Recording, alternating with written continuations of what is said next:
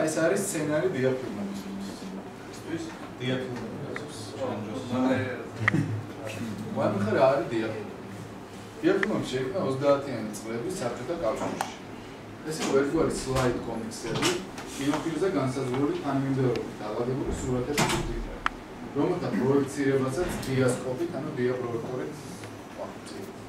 შემდეგ ტექნიკის განვითარებასთან ერთად გაქრა მისი პოპულარობა, მაგრამ დიაფილმების მაგია დაუვიწყა. მართლაც რა შეედრებოდა ამ ჯადოსნური ფანრის ვიდეოს ასწავლოს. ზამთარი, რომელიმე ზღვისპირა ქალაქში პატარა თბილი მინა თეთრი ყვავილებიანი კედლები, შაბნელებული ოთახი გარეთ ტოლს, კედელზე დიასკოპით პროექცირებულია ზღაპარი. დღეს პოეზია ესეთივე წარსულია, როგორც დიაფილმი. შემოდგომა მეორე გაზაფხულია, როცა ყოველი ფოთოლი ყვავილი. გესმით თუ არა, თქვენი მეგობრების ხმის მიღმა ექო იმ ადამიანების ხმისა, ვინც ჩვენამდე ცხოვრობდა. ეს შეიძლება იყოს ფრაზა ფილმიდან. ერთი ძველი სიმღერიდან. ცარკის მინდვრები სარკეში გაუჩინარდნენ, ხოლო ცაში დრაკონიერი ამურები დაფრინავდა. უცნაურ ხმას გაყოლილი ვიწროვდა ერეფანში თვალები ახლოვულ მეგობრებს გადაგდა. ყოველ მხარეს მიუფანტული იყო ჩრდილი, ვარჩევდით და ვერ ვიგებდით, როგორ უჩუმრად მიიპარებოდა დრო.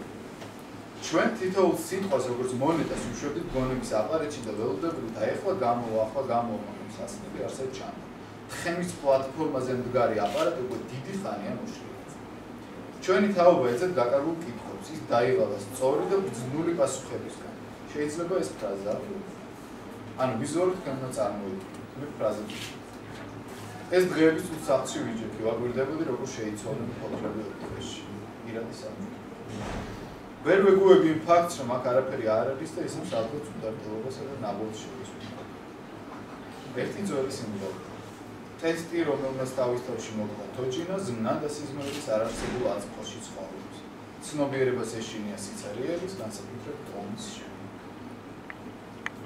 ალბათ საჩვენებელი და წერათითით შექმნილი იარაღი, ვინმეს რომ ნამდვილად ექცია, ჩვენ ერთმანეთს დავხოცავთ, თუმცა ბევრი მიმხილება.